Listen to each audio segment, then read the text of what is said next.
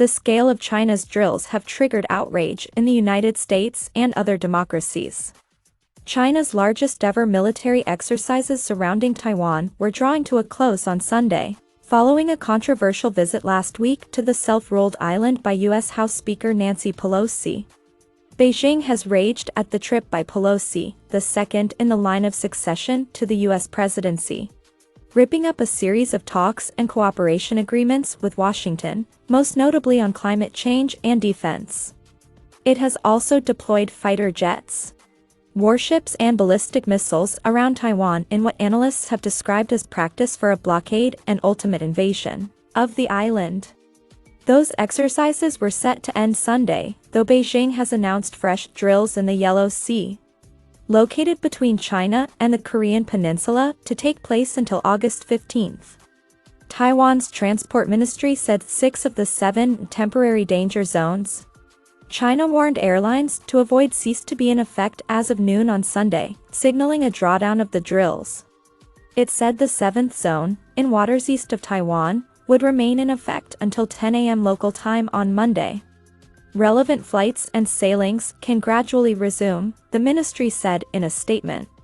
Taipei said some routes were still being affected in the 7th area, and authorities would continue to monitor ship movements there. Earlier on Sunday, Beijing conducted practical joint exercises in the sea and airspace surrounding Taiwan Island as planned, the Chinese military's Eastern Command said. The drills were focused on testing the joint firepower on the ground and long-range airstrike capabilities, it added. Taipei's defense ministry also confirmed that China had dispatched planes, vessels and drones around the Taiwan Strait, simulating attacks on Taiwan's main island and on ships in our waters. Beijing also sent drones over Taiwan's outlying islands, it added. In response, the Democratic Island said it mobilized a joint intelligence surveillance and reconnaissance system to closely monitor the enemy situation, as well as sending planes and vessels. Su Zhengchang, Taiwan's premier, said China is barbarously using military action to disturb peace in the Taiwan Strait. We call on the Chinese government not to go around wielding its military power, showing its muscles everywhere and jeopardizing the peace of the region, he told reporters Sunday. China's defense ministry did not respond to a request for comment about the expected conclusion of the drills on Sunday. To show how close China's forces have been getting to Taiwan's shores, Beijing's military released a video of an Air Force pilot filming the island's coastline and mountains from his cockpit. And the Eastern Command of the Chinese Army shared a photo it said was taken of a warship patrolling seas near Taiwan with the island's shoreline visible in the background. The drills have also seen Beijing fire ballistic missiles over Taiwan's capital, according to Chinese state media.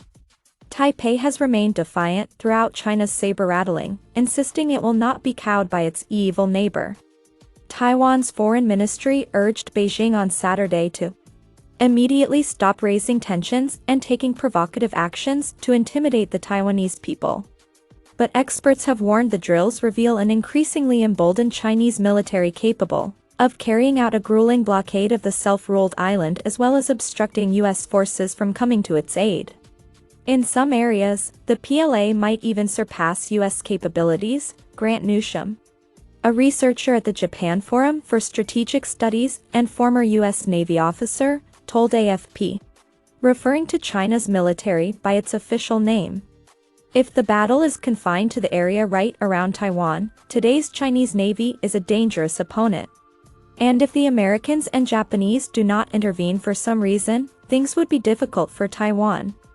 The scale and intensity of China's drills, as well as Beijing's withdrawal from key talks on climate and defense, have triggered outrage in the United States and other democracies. U.S. Secretary of State Antony Blinken, meeting with his Philippine counterpart on Saturday, said Washington was determined to act responsibly to avoid a major global crisis. China should not hold talks on issues of global concern such as climate change hostage, Blinken said, as it doesn't punish the United States, it punishes the world. The United Nations has also urged the two superpowers to continue to work together.